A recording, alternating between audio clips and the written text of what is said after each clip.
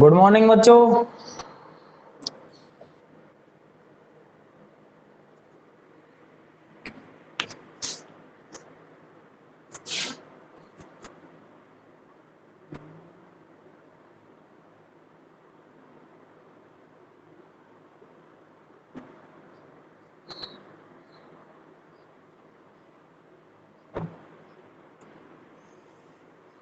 चलो आज की हम क्लास स्टार्ट करते हैं।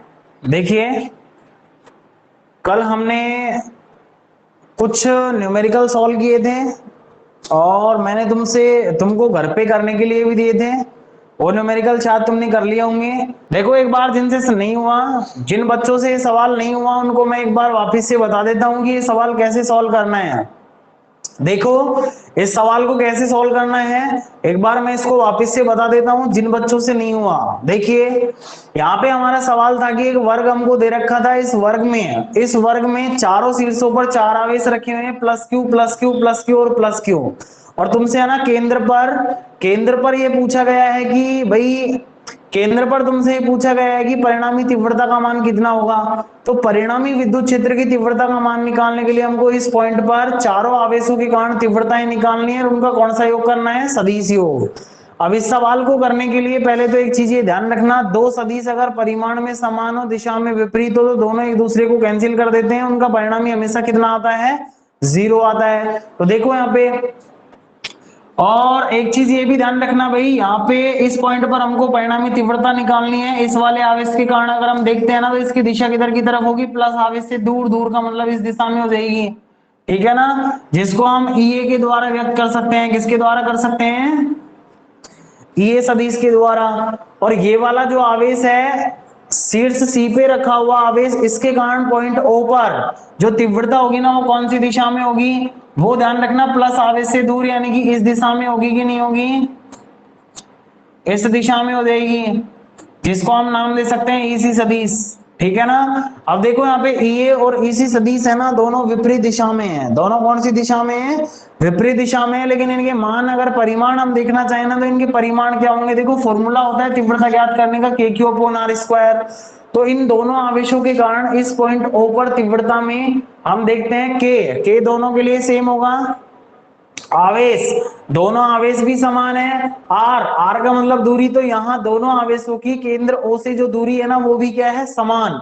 तो ध्यान रखना, दोनों तीव्रताएं EA और EC दोनों परिमाण में समान और दिशा में विपरीत होने के कारण एक दूसरे को क्या कर देंगे, कैंसिल कर देंगे। तो यहाँ पे दोनों तीव्रताएं आपस में क्या हो जाएंगी, कैंसिल हो जाएंगी। सेम तरीके से देखो, बिंदु B पर जो आवेश रखा हुआ है, इसके कारण जो तीव्रता होगी ना, प्लस आवेश से दूर, कौन सी दिशा में होगी, इस दिशा में होगी, जिसको हम दिखा सकते हैं EB सदिश के द्वारा, जिसको हम EB सदिश के द्वारा दिखा सकते हैं। और बिंदु D पर जो आवेश है, इसके कारण जो तीव्रता होगी ना, वो ध्यान रखना EB की विपरीत दिशा में होगी, प्लस आवेश से दूर, जिसको मैं ED सदिश नाम दे सकता हूं। अब देखो, यहाँ पे EB और ED दोनों दिशा में विपरीत है। और परिमाण की अगर हम बात करें ना, तो देखो K तो दोनों के लिए आएगा ही आएगा। आवेश, दोनों के आवेश भी समान है। और आवेश समान होने के बाद फिर दूरी की बात करते हैं, तो दोनों आवेशों की केंद्र से जो दूरी है ना, केंद्र से जो दूरी है, वो भी क्या है, आपस में समान है। और दूरी अगर समान है, तो इसका मतलब ये दोनों भी आपस में एक दूसरे को क्या कर देंगे भाई, कैंसिल कर देंगे। क्या कर देंगे, दोनों एक दूसरे को कैंसिल कर देंगे। और यहाँ पे चारों जो तीव्रताएं हैं, उन्होंने एक दूसरे को कैंसिल कर दिया। तो परिणामी जो तीव्रता हमारे पास आएगी ना, ई नेट का जो मान आएगा, वो कितना आएगा, 0 आएगा। कितना आएगा, 0 आएगा। सेम तरीके से इसका सेकंड सवाल था, उसमें भी आंसर कितना आएगा, 0 आएगा। चलो देखो, इधर नहीं हुआ तो समबाहु त्रिभुज है, ठीक है ना। और समबाहु त्रिभुज के तीनों शीर्षों पर तुमने समान आवेश प्लस क्यू और प्लस क्यू रख रखा था। ठीक है भैया, इसको शीर्ष A नाम दे सकते हो, इसको B नाम दे सकते हो, इसको C नाम दे सकते हो। और तुमसे यहाँ पे केंद्र पर पूछी गई थी कि परिणामी तीव्रता का मान कितना होगा बिंदु O पर। ठीक है भाई। अब देखो भाई, इन वाली दूरियों को तुमको सवाल में दे रखा है तो भी ठीक है, नहीं दे रखा है तो भी ठीक है, क्योंकि समबाहु त्रिभुज तीनों की जो दूरी होगी ना, वो समान होगी। सपोज करो ये वाली दूरी है, तो ये भी A होगी और ये भी क्या होगी, A होगी। अब हमको केंद्र O पर तीव्रता निकालनी है, और तीव्रता निकालने के लिए क्या करेंगे, इसके चारों ओर 3 आवेश है, तीनों के कारण तीव्रताओं का कौन सा योग करेंगे, सदिश योग करेंगे। कैसे करेंगे देखो, सबसे पहले हम इस वाले आवेश के कारण देखते हैं, इस पॉइंट पर जो तीव्रता होगी ना वो कौन सी दिशा में होगी भाई, कौन सी दिशा में होगी, प्लस आवेश से दूर इस दिशा में हो जाएगी। इस वाले आवेश की अगर बात करेंगे तो इस वाले आवेश के कारण भी प्लस आवेश से दूर कौन सी दिशा में हो जाएगी, इस दिशा में हो जाएगी। और इस वाले आवेश की बात करेंगे तो इसके कारण प्लस आवेश से दूर कौन सी दिशा में हो जाएगी, नीचे की तरफ हो जाएगी। होगी कि नहीं होगी, बिल्कुल हो जाएगी।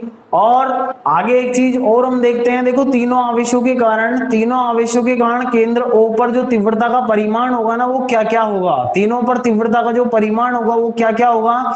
तीव्रताओं के परिमाण के लिए हम फॉर्मूला यूज कर सकते हैं, E बराबर KQ/R²। क्या कर सकते हैं, KQ/R²। के यहाँ पे एक नियतांक होता है, Q यहाँ पे आवेश होता है, और R यहाँ पे दूरी होती है। तो देखो तीनों के लिए नियतांक सेम आएगा ना, बिल्कुल सेम आएगा। आवेश की बात करें तो तीनों के लिए आवेश भी क्या है, समान है। दूरी की अगर बात करें तो दूरी ध्यान रखना केंद्र बिंदु O से तीनों आवेशों की दूरी भी क्या है, समान है। और दूरी भी समान है, आवेश भी समान है, नियतांक भी समान है, तो इनके परिमाण भी आपस में क्या होंगे, समान। तो मैं यहाँ पे लिख सकता हूँ बिंदु ए पर जो आवेश रखा हो उसके कारण तीव्रता का परिमाण, बिंदु बी पर जो आवेश रखा हुआ है उसके कारण तीव्रता का परिमाण, और बिंदु सी पर जो आवेश रखा हुआ है उसके कारण तीव्रता का जो परिमाण होगा, तीनों के तीनों आपस में बराबर होंगे।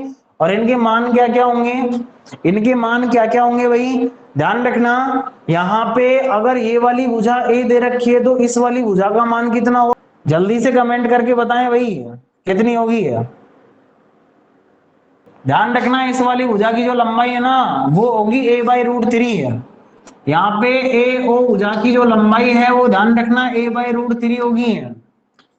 अब घर पे इसको ऐसे करना, आज सभी बच्चे इसको सोचना कि ये लंबाई कैसे आएगी, और किसी से अगर नहीं आए तो कल फिर मेरे से पूछ लेना। बिल्कुल आसान चीज है, 8वीं 9वीं का स्टूडेंट इसको सॉल्व कर सकता है। ध्यान रखना ये वाली भुजा की लंबाई तुमसे नहीं आ रही तो फिर क्या आएगा बताओ। ध्यान रखना इसकी लंबाई जो है ना वो a/√3 आएगी। अगर नहीं होता है दिमाग लगाना इसमें आज, अगर इसकी लंबाई नहीं आती है तो कल फिर मैं बता दूंगा, मुझसे पूछ लेना। इसका आंसर होगा a/√3। तो देखो फॉर्मूला क्या बनेगा हमारा, KQ/R² होता है, K तो नियतांक है ही है, आवेश क्यों दे रखा है, बटे में R², R की जगह हमारी दूरी ये है तो स्क्वायर करेंगे तो a², और √3 ऊपर जाएगा, और √3 का स्क्वायर होगा ना तो वो 3 आ जाएगा। तो ये आंसर आएगा हमारे पास 3KQ/A²। इसको मैं समीकरण क्या मान लेता हूँ, एक मान लेता हूं। अब देखो यहाँ पे समबाहु त्रिभुज है, हमको इन तीनों तीव्रताओं का सदिश योग करना है। देखो तीनों का परिमाण आपस में समान है, जिसका आंसर है हमारे पास 3KQ/A²। इसको हमने क्या मान लिया, समीकरण नंबर 1। अब आगे देखते हैं भाई, यहाँ पे इन तीनों का हमको सदिश योग करना है, और सदिश योग करने का तरीका मैंने बताया था, पहले 2 का करो फिर उनका जो परिणाम आएगा उसको तीसरे के साथ कर दो। यहाँ पे सबसे पहले इसके कारण हम दिशा देख लेते हैं, प्लस आवेश से दूर इस दिशा में होगी, जिसको मैं नाम दे सकता हूँ E सदिश। इस वाले आवेश के कारण प्लस आवेश से दूर इस दिशा में हो जाएगी, जिसको मैं नाम दे सकता हूं EB सदिश। ठीक है ना, इन दोनों का परिणामी कैसे निकालेंगे, इन दोनों का परिणामी निकालने का तरीका यह है, समबाहु त्रिभुज में तुमने 10th क्लास में एक प्रमेय पढ़ी होगी। अगर भाई समबाहु त्रिभुज में तो प्रत्येक कोण कितने कितने डिग्री का होता है, 60 डिग्री का। ये अगर 60 डिग्री का है ना, ध्यान रखना ये वाला कोण कितने का होगा, ये वाला कोण कितने का होगा, जल्दी से कमेंट करके बताएं भाई। ये वाला कोण कितने का होगा, जल्दी से बताएं। अगर ये वाला 60 का है तो ये कितने का होगा, हमको परिणामी निकालने के लिए कोण की आवश्यकता पड़ेगी। वेरी गुड, सचिन सैनी ने बताया है 120 का, बिल्कुल 120 का होगा। अब देखो ये वाला अगर 120 का है ना तो ये ऊपर वाला शीर्षाभिमुख कोण होगा, ये भी कितने का होगा, 120 का होगा। कितने का होगा, 120 डिग्री का होगा। तो यहाँ पे हम थीटा का मान बोल सकते हैं भाई 120 डिग्री का होगा। परिमाण हमारे पास है ही, हम इनका परिणामी निकाल सकते हैं। दूसरी बात, एक सदिश तुम्हारा इस दिशा में जा रहा है, दूसरा सदिश इस दिशा में जा रहा है, इनका जो परिणामी होगा ना इन दोनों का, ये और ईबी का जो परिणामी होगा वो ऊपर की तरफ हो जाएगा, बिल्कुल बीच में है, जिसको मैं नाम दे सकता हूं ई सदिश। क्या नाम दे सकता हूं, ई सदिश। अब इनका परिणामी निकाल लो, देखो कैसे निकालेंगे भाई, हम यहाँ पे फॉर्मूला लगाएंगे, बिंदु ए व बी पर रखे आवेशों के कारण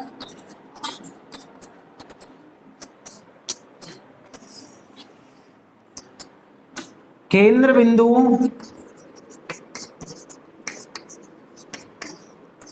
O पर, केंद्र बिंदु O पर परिणामी तीव्रता, परिणामी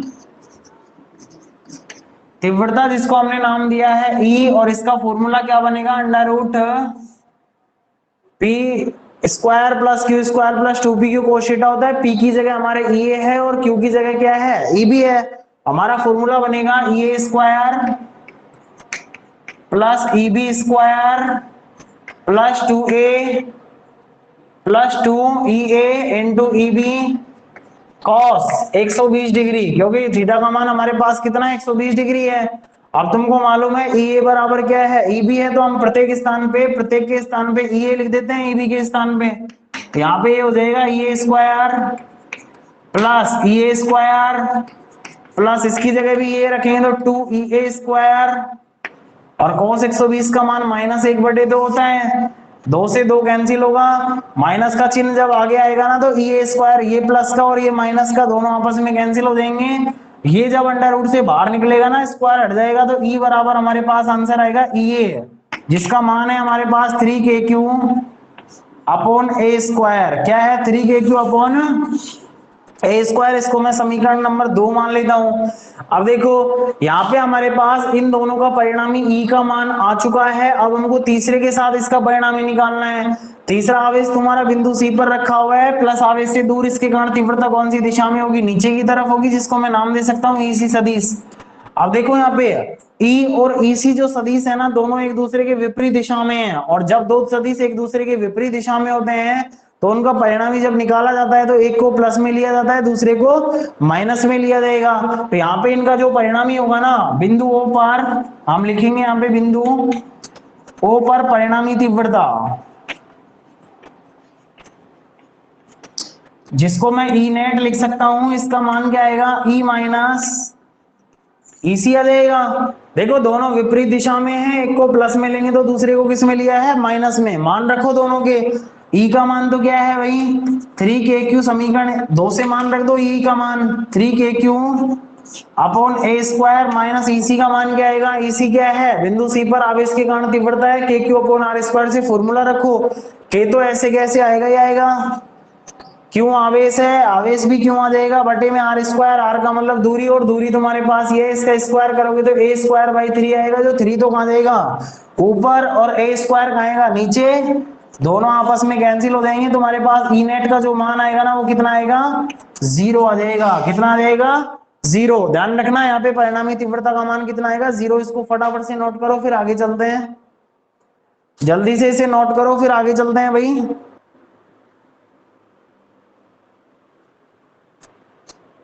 चलो आगे चलते हैं।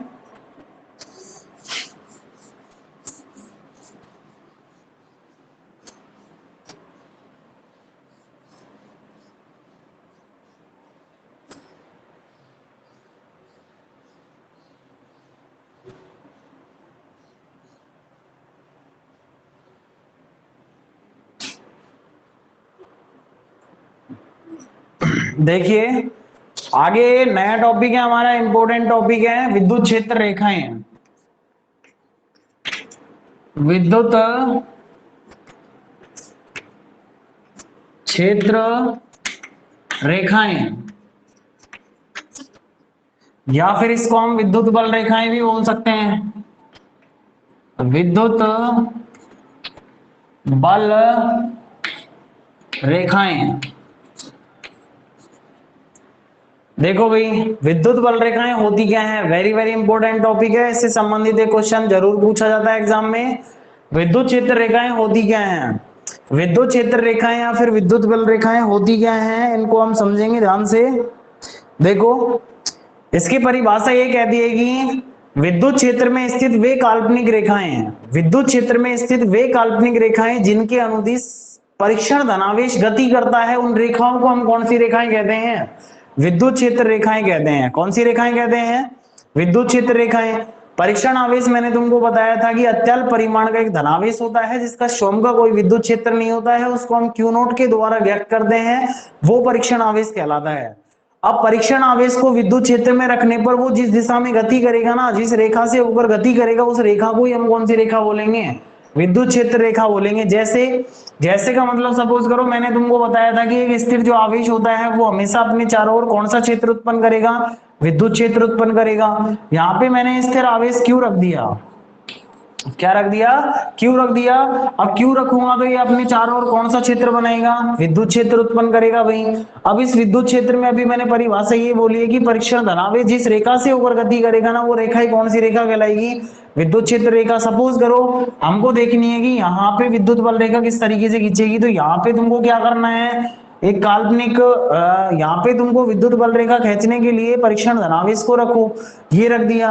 अब तुमको मालूम है ये जो प्लस आवेश है ना, ये इस प्लस पर प्रतिकर्षण बल लगाएगा, और प्रतिकर्षण बल लगाएगा तो इस दिशा में फोर्स लगाएगा ना, तो ये जो परीक्षण आवेश है वो कौन सी दिशा में गति करेगा? इस दिशा में गति करेगा। कौन सी दिशा में गति करेगा भाई? ये जो आवेश रखा हुआ है, ये इस वाले आवेश पर जो बल लगाएगा प्रतिकर्षण बल, वो इस दिशा में लगाएगा तो इसी दिशा में गति करेगा ना। तो यहाँ पे एक रेखा ये खींचेगी जिसको हम क्या कहेंगे? विद्युत क्षेत्र रेखा बोलेंगे।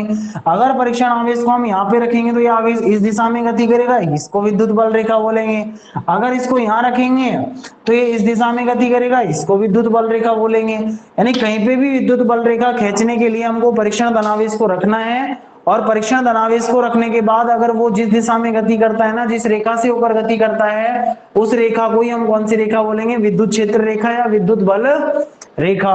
तो इसकी परिभाषा क्या है? इसकी जो परिभाषा है ना वो ये है, विद्युत क्षेत्र में स्थित वो काल्पनिक रेखा, विद्युत क्षेत्र में स्थित वो काल्पनिक रेखा जिसके अनुदिश परीक्षण धनावेश गति करता है, उसको हम क्या कहते हैं? विद्युत क्षेत्र रेखा कहते हैं। इसको हम विद्युत बल रेखा भी कहते हैं। ये तो इसकी परिभाषा हो गई। इसके बाद फिर इसके हम गुणधर्म पढ़ेंगे। गुणधर्म वेरी वेरी इंपॉर्टेंट है, जिनको हम एक एक करके पढ़ते जाएंगे गुणधर्मों को। पहले इसकी डेफिनेशन को नोट कर लो, इसकी परिभाषा को नोट कर लीजिए भाई, इसकी परिभाषा को नोट कीजिए, इसकी परिभाषा को नोट कीजिए भाई। विद्युत क्षेत्र में स्थित वे काल्पनिक रेखाएं जिनके अनुदिश परीक्षण धनावेश गति करता है, विद्युत क्षेत्र रेखाएं कहलाती हैं।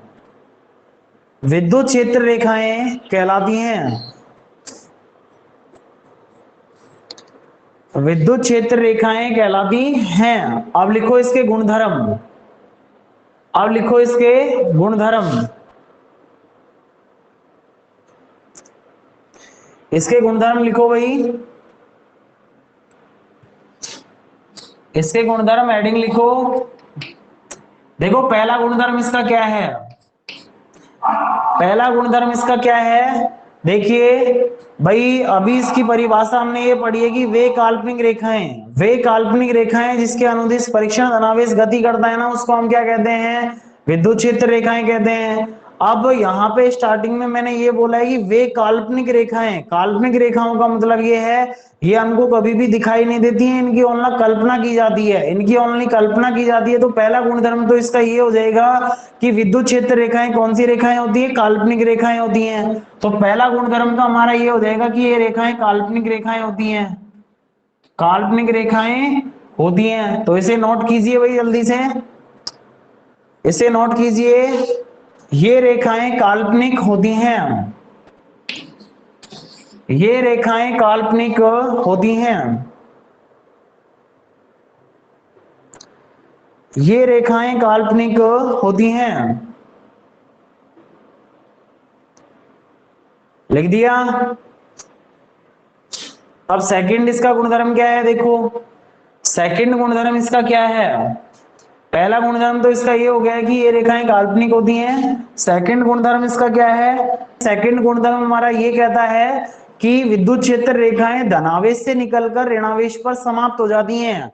इसका अगर डायग्राम भी हम बनाना चाहें ना तो वो किस तरीके से बनाएंगे? देखो सपोज करो ये धनावेश है, क्या है ये? धनावेश है, और इसी के पास में एक कौन सा आवेश रखा हुआ है? ऋणावेश रखा हुआ है। कौन सा आवेश रखा हुआ है? ऋणावेश।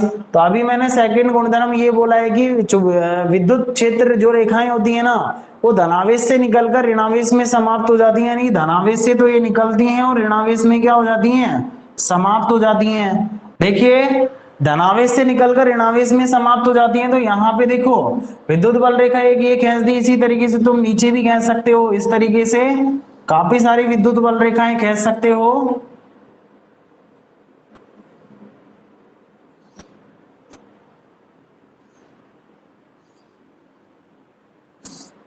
हमेशा ध्यान रखना विद्युत क्षेत्र जो रेखाएं है ना वो धनावेश से तो निकलेगी और ऋणावेश में समाप्त हो जाएगी, किसमें होगी, ऋणावेश में समाप्त हो जाएगी।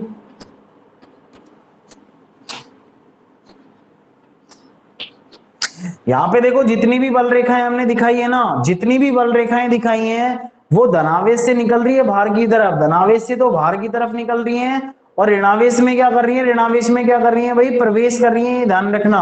तो हमारा सेकंड गुणधर्म ये कहता है कि विद्युत क्षेत्र रेखाएं धनावेश से निकलकर ऋणावेश में समाप्त हो जाती हैं। तो इसको नोट कीजिए फटाफट से, विद्युत क्षेत्र रेखाएं, विद्युत क्षेत्र रेखाएं धनावेश से निकलकर ऋणावेश में समाप्त हो जाती हैं, धनावेश से निकलकर ऋणावेश में समाप्त हो जाती हैं। विद्युत क्षेत्र रेखाएं धनावेश से निकलकर ऋणावेश में समाप्त हो जाती हैं।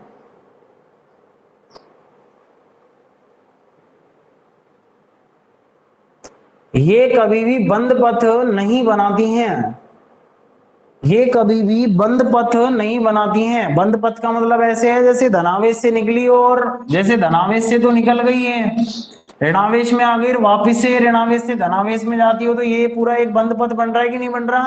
तो ये विद्युत क्षेत्र रेखाएं कभी भी बंद पथ नहीं बनाती हैं, धनावेश से निकलकर ऋणावेश में समाप्त हो जाएंगी, कभी भी ऐसा बंद पथ नहीं बनाएंगी। नीचे ऐसे करना है, डायग्राम लिख देना और आज की क्लास हम यहीं पे समाप्त करते हैं। Thank you.